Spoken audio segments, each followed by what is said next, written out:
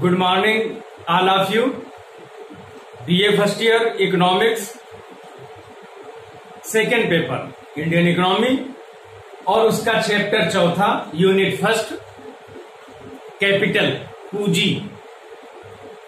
तो इस चैप्टर में हम पढ़ेंगे पूंजी का क्या अर्थ है, उसके आवश्यक तत्व, उसकी विशेषताएं और पूंजी के प्रकार। तो ये इस प्रकार से ये दीर्घ उत्तरीय प्रश्न है। तो सबसे पहले पूंजी का क्या अर्थ है। हम जानते हैं कि प्राचीन समय में पूंजी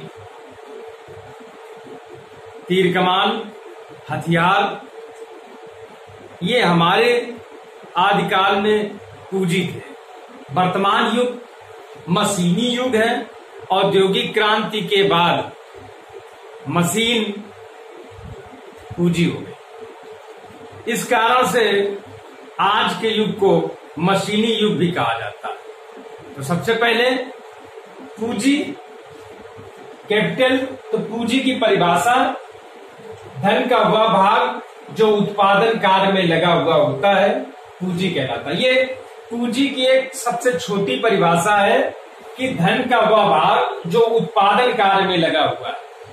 सभी धन पूंजी नहीं है। पूंजी कौन है? पूंजी केवल वह धन है जो उत्पादन कार्य में लगा हुआ है।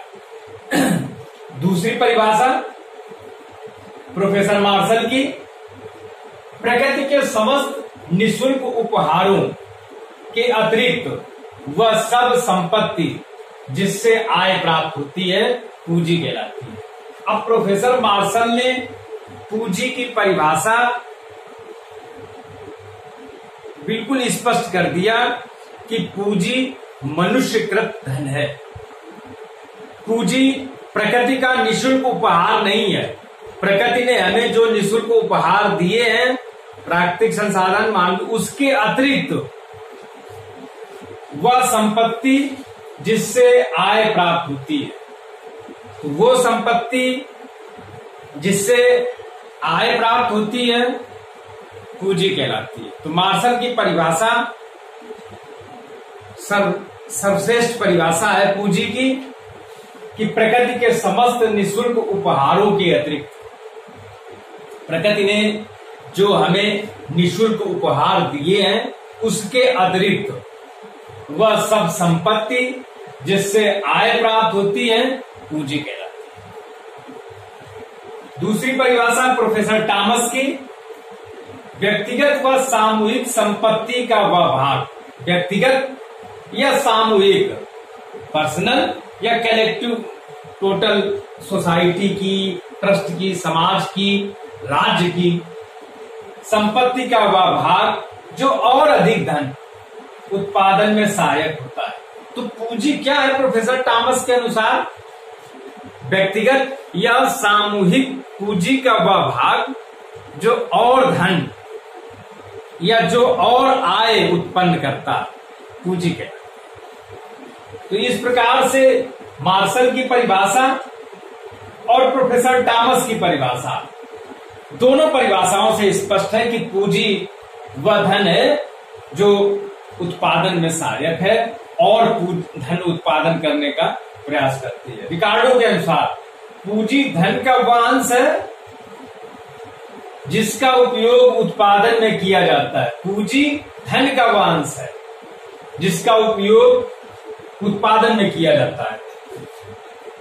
अब प्रोफेसर रिकार्डो के परिभाषा का यदि हम विश्लेषण करें तो हम पाते हैं कि रिकार्डो ने भी वही कहा कि पूंजी क्या है?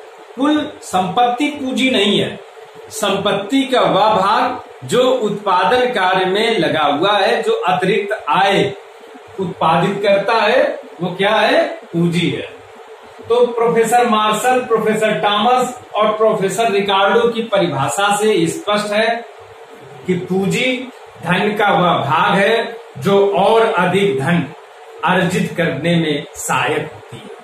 एक पूंजी की परिभाषा ये भी याद रखें, पूंजी धन का वह भाग है जो और अधिक धन अर्जित करने का प्रयास करती है। तो इस प्रकार से पूंजी क्या है? पूंजी धन का वह भाग है जो उत्पादन कार्य में लगा हुआ होता है। तो परिभाषा हो गई, अर्थ व परिभाषा। अब पूंजी के आवश्यक तत्व। पूंजी केवल धन ही पूंजी है। प्रकृति, चूंकि मार्शल की परिभाषा से स्पष्ट है कि प्रकृति के द्वारा जो उपहार, निःशुल्क उपहार हमको दिए गए हैं वो पूंजी नहीं है। पूंजी क्या है? केवल धन ही पूंजी है, मनुष्यकृत। दूसरा, मनुष्यकृत संपत्ति ही पूंजी है। पूंजी क्या है? प्रकृति का निःशुल्क उपहार नहीं है, पूंजी मनुष्यकृत धन है। तीसरी विशेष तत्व है कि पूंजी का उपयोग और अधिक धन कमाने में किया जाता है। पूंजी का उपयोग और अधिक धन कमाने में किया जाता है। तो इस प्रकार से स्पष्ट है कि पूंजी का उपयोग और अधिक धन अर्जित करने में किया जाता है।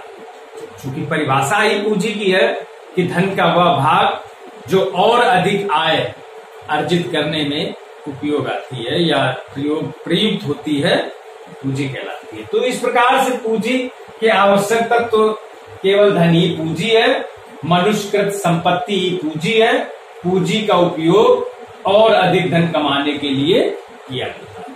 तो अर्थ हो गया, परिभाषा हो गई, पूंजी के आवश्यक तत्व हो गए। अब देखते हैं पूंजी की विशेषताएं। तो पूंजी क्या है? पूंजी उत्पादन का एक साधन है। हम जानते हैं उत्पादन के 5 साधन होते हैं, भूमि, श्रम, पूंजी, प्रबंध और साहस। तो उसमें पूंजी क्या है? उत्पादन का एक प्रमुख साधन है। दूसरी विशेषता है कि पूंजी उत्पादन का निष्क्रिय साधन है। पूंजी निष्क्रिय साधन है। पूंजी का स्वामी पूंजीपति कहलाता है। और चौथा, पूंजी का प्रतिफल ब्याज है। और ये ब्याज किसको मिलता है? जो पूंजी का स्वामी होता है। तो पूंजी का स्वामी पूंजीपति और पूंजी का प्रतिफल ब्याज। पांचवा, इसकी विशेषता है कि पूंजी गतिशील साधन। कैसा साधन है? गतिशील साधन है। अर्थात पूंजी का एक स्थान से दूसरे स्थान पर स्थानांतरण आसानी से हो सकता है, इसलिए पूंजी क्या है? गतिशील साधन। छठा, यह अक्षयशील होता है। अर्थात पूंजी को यदि संपत्ति के रूप में हम रखना चाहें, नगद रूप में रखना चाहें, तो यह अक्षयशील होता है। और सातवां क्या है कि पूंजी में घिसावट होती है। पूंजी में घिसावट होती है। और आठवां, इसकी पूर्ति लोचदार होती है। तो ये पूंजी की 8 विशेषताएं, प्रमुख 8 विशेषताएं हैं।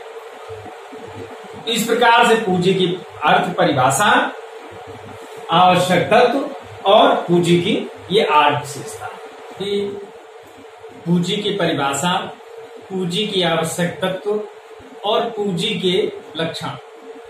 अब देखते हैं पूंजी का वर्गीकरण, क्लासिफिकेशन ऑफ कैपिटल।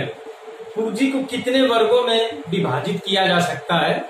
तो सबसे पहले चल पूंजी व अचल पूंजी। तो चल पूंजी क्या है? चल पूंजी वह है जो उत्पादन संबंधी सभी कार्य एक बार में ही पूरा कर लेती है। जैसे कच्चा माल, बीज, कोयला आदि, ये क्या है? ये चल पूंजी है। दूसरा, अचल पूंजी टिकाऊ होती है, जैसे मकान, प्लांट, मशीन, औजार, ये क्या है? अचल पूंजी। दूसरा वर्गीकरण क्या है? उत्पादन पूंजी व उपभोक्ता पूंजी या उपभोग पूंजी। वे सभी पूंजी जो उत्पादन कार्य में सहायक होती है, उत्पादन पूंजी कहलाती है। जैसे कच्चा माल, मशीन, ये क्या है? उत्पादन पूंजी। उपभोक्ता पूंजी वह है जो आवश्यकताओं को संतुष्ट करती है, जैसे रोटी, कपड़ा आदि। तो उत्पादन पूंजी हो गया और उपभोक्ता पूंजी। तीसरा है विशिष्ट पूंजी व अविशिष्ट पूंजी। ये क्या है? वह पूंजी जिसका प्रयोग किसी विशेष उद्देश्य के लिए किया जाता है, विशिष्ट पूंजी कहलाती है। दूसरा क्या है? अविशिष्ट पूंजी।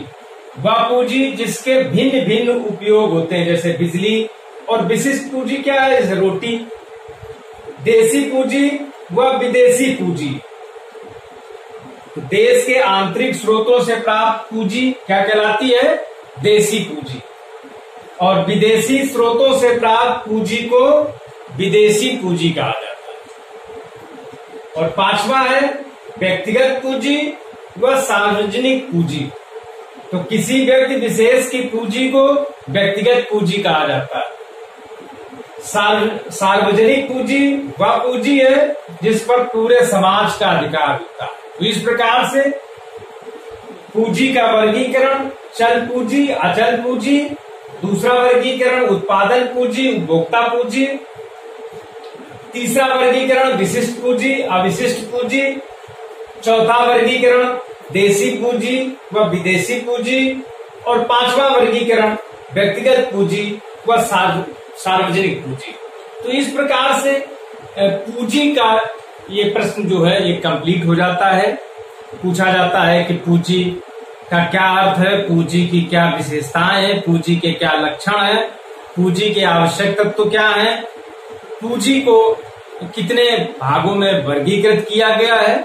तो इस प्रकार से यह प्रश्न जो है कंप्लीट हो जाता है। धन्यवाद।